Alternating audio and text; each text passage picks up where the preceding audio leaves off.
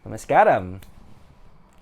Namaskaram, namaste, or namaskar is a Hindu greeting that says the light in me sees and acknowledges the light in you, or the God in me sees and acknowledges the God in you.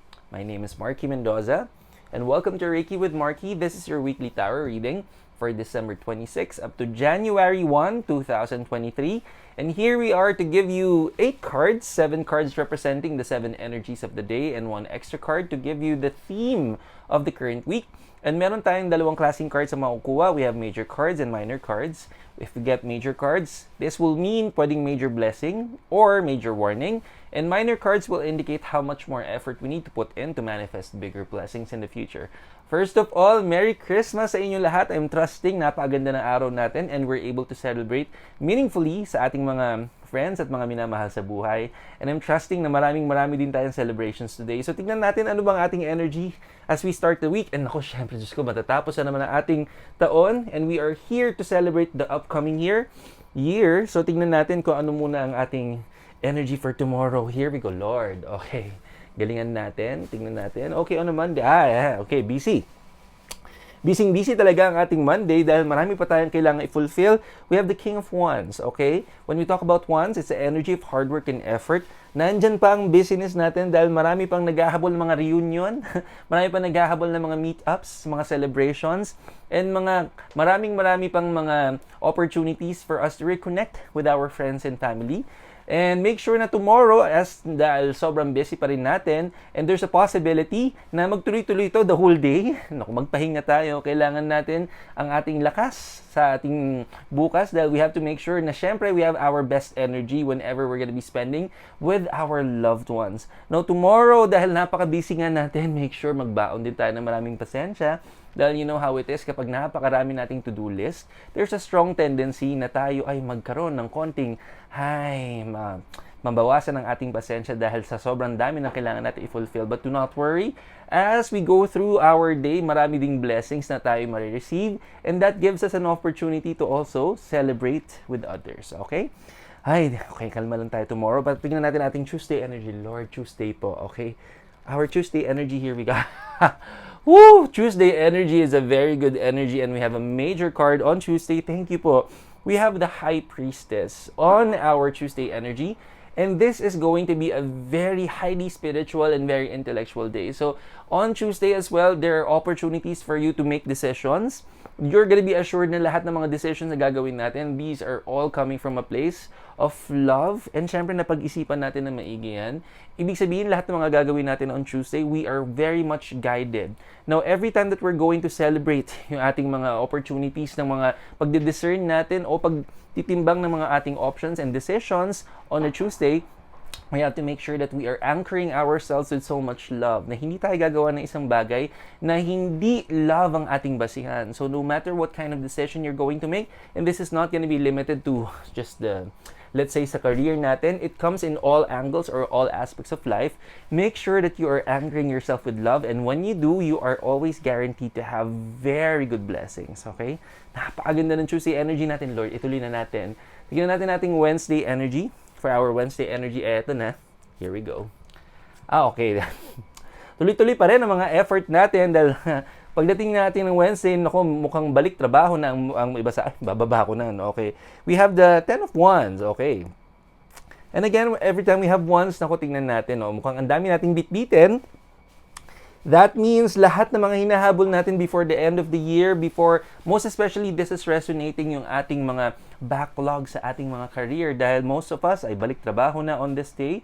So make sure na pareho ng ating Monday energy dahil marami nga tayong hahabulin, maraming tatapusin, mas dagdagan natin ang patience natin. And at the same time, you may see the opportunity na may mga ibang tao na may mga ngailangan ng ating tulong because other people's tasks and priorities and responsibilities can be overwhelming for them, and they may find you as a person na mapagkakatiwalaan to also assist or to facilitate a lot of help.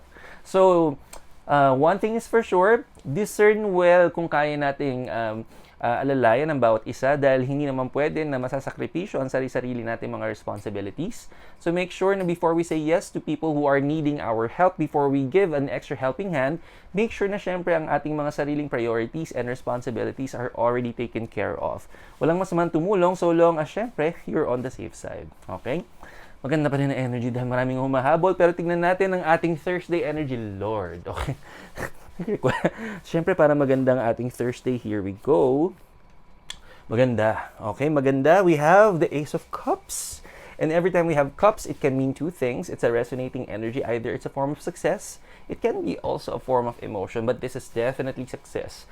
On Thursday, as you can see, yung imagery ng card natin, parang medyo madilim. Okay, pero medyo madilim ang ating environment. And that means, on a Thursday, it can mean a little para tayo magkakaroon ng konting anticipation ng a little bit of darkness in such a way na meron tayong hindi certain sa buhay natin that will be in the surface on that day. But no matter how uncertain it feels, as the imagery entails, the dove and an angel both are angelic, or kaya rather these are beings of light.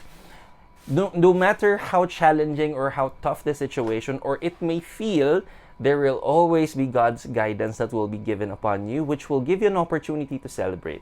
Why celebration? Kasi tingnan natin, okay, mukhang shot puno ang dala ni ate. Okay, so that means there are many things to celebrate in spite of and despite of a little bit of confusion, a little bit of uncertainty.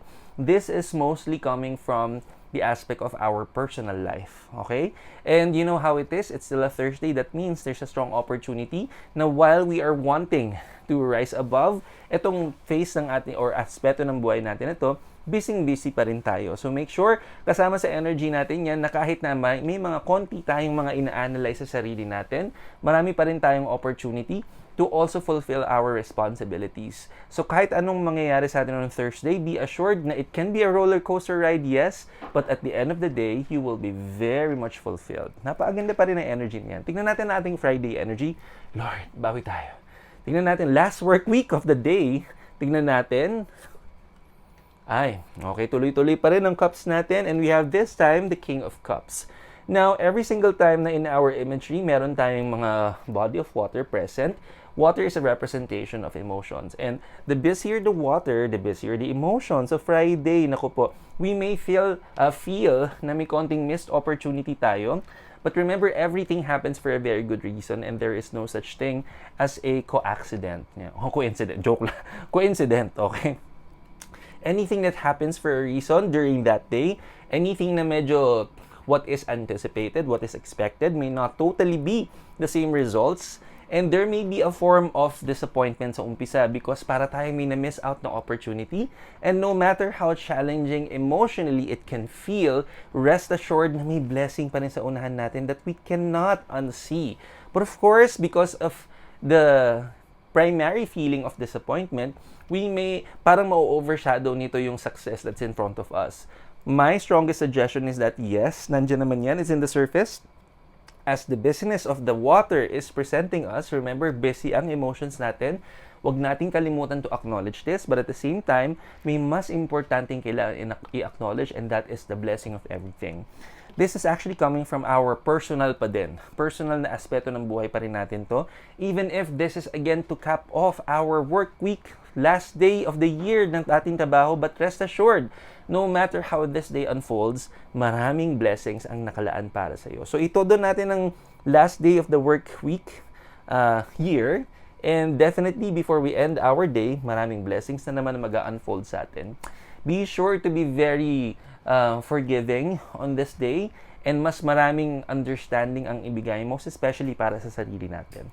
Now, before we continue with our session, jam-packed talaga ang ating December, and we may not have another Tarot Tuesdays this coming Tuesdays because medyo busy na naman. Meron kaming I'm gonna be with Guru Dev, and we will be celebrating Ambika's birthday, yung anak ni Guru Dev. So Ambika, if you're watching, happy birthday. Okay, I will see you on Tuesday.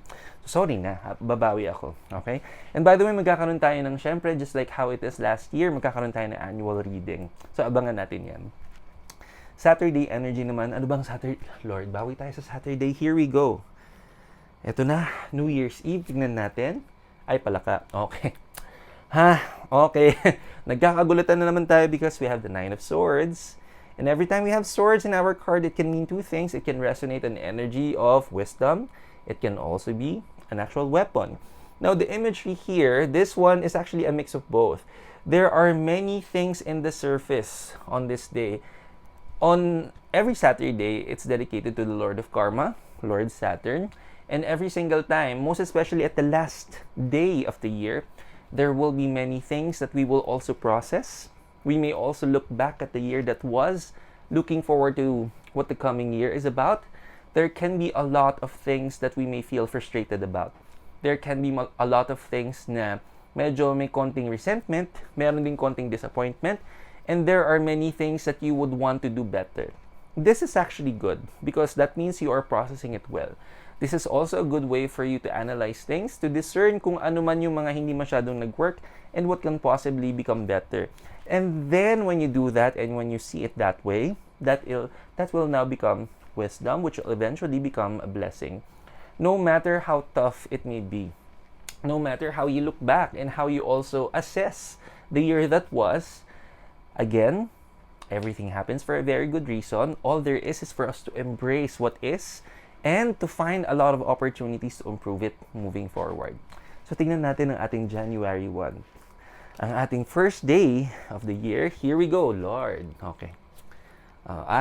Busy dami. Okay. Okay, so ito na ang panahon na maglilista tayo ng ating mga New Year's resolution. Okay. 7 of Wands. So, this week, ang dami nating busyness, ang dami nating efforts, and every time we have wands, okay? Again, this is a resonating energy of hard work and effort, and it feels a little bare, okay? Because we are literally going to start from scratch, because it's the first day of the year, literally, we're starting from scratch, and there really is something about 2023 that we will really feel that kahit na New Year na, mag-uumpisa na ang ating mga hard work and effort. So, it's a perfect day for us to be on the best clean slate ever, because I cannot express how 2023 can be the start of one of the toughest years to come.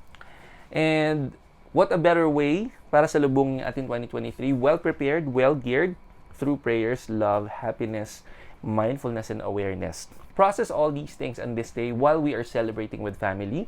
Perfect opportunity then to plan with your family. Ano ba ang pwede nating improve sa ating 2023? Anything that we can do to provide better teamwork, better communication. In short, maganda mag-family meeting on this day and to really work well together on how, as a group, collectively, how you will all gear towards thriving. Not just surviving, but thriving sa 2023. Bakit ba napaka-busy na ating schedule? Although alam natin, syempre, marami tayong hinahabol before the year ends. Pero tignan natin ano ba ang theme for this week. Here we go. Okay. We have the Four of Cups. And this is really very meaningful. As you can see, the imagery on this card is very expressive. Now, here we go. Now, again, every time we have cups, it can resonate two things. It can be in a form of celebration or pwede ring emotions. Now, tignan naman natin, okay? Maraming celebration dyan, okay? May mga parating pa nga galing sa divine, pero, bakit naman tayo galit? So, because there are many things that we really need to process, most especially yung ating Thursday and Friday energy wherein we get to realize many things. The last day of the year, marami tayong reflection na kailangan gawin. It can be overwhelming. At the same time, pwedeng physically, emotionally, and mentally mapagod tayo with the week because of the things we need to fulfill. The last stretch of the year can be very overwhelming for everybody, not just with work, but for all aspects of our life. So, wag lang natin kakalimutan na every time we are faced with these experiences, hindi tayo pinarurusahan, but rather look at it as a form of training. Look at it as a form of opportunity for you to discover resilience, patience, and more love. Through hard work anchored with love and kindness towards yourself and others, you're going to realize that there are many blessings that unfold, not just kapag pinagtitiisan natin mga sitwasyon, pero hinahanap natin not just a silver lining, but a perfect opportunity to become kind, loving, and also at the same time, syempre, we have to be very much wise in our discernment. And remember, lahat ng mga pagdadaanan natin, it trains us for the bigger opportunities in the future, wherein whatever we're experiencing today can be something of a glimpse of what tomorrow is. It literally prepares us Now, I want you to see all of these opportunities as a good opportunity. Literally, it's an opportunity. When I say it's an opportunity, this can really lead to greatness, or this can also lead to life lessons. But remember, these are opportunities wherein we can work hard.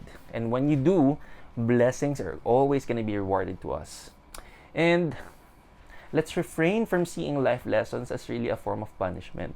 Dahil sabi ko nga, lahat naman ng binibigay sa atin is for a very good reason. Kaya naman sabi ko nga naiintindihan ko kung bakit medyo ganitong itsura natin dito. Dahil oftentimes, when we are faced with these situations, of course, hindi naman, halimbawa, pag ang bata ay nagkakamali at pinagagalitan ng magulang, myself included, pag pinapagalitan ako ng bata ko, or kahit ngayon, pag pinapagalitan ako, hindi naman siya sobrang nakakalugod sa loob. But you know that it's something that's needed to happen. You know that you needed to get that nudge only for you to see how to do it better. And just like how our parents will always have the best intentions sa ating mga anak, kapag tayo ay may mga pinapangaralan, God is always the same. May kailangan lang tayo matutunan. May kailangan lang tayo ma-discover. That is why you would commonly hear me say these are opportunities. Opportunities that can lead to a lot of blessings. So grab it as an opportunity. Dapat we are more than willing to grab and embrace it, only for us to truly witness how this is truly beneficial for us. That's it for our weekly reading for this week, and I do hope you like this episode. And again, I do hope that you're able to really grasp yung mga lessons natin, not just this week, but itong buong taon natin, only for us to become better. In the coming years to come, marami pa rin tayong magiging pasasamahan together, and asahan nyo that Reiki with Marky will always be there to guide everybody. Soon we will have bigger announcements for everybody, and I know these announcements will benefit sa lahat ng mga, not just our viewers, but anyone who's able to watch yung mga videos natin here. So do not forget to like, share, and subscribe to our YouTube channel. And to always, syempre make sure na we are always trusting the process. This has been Marky Mendoza. Merry Christmas and a Happy New Year to everybody. Namaskaram sa inyo lahat.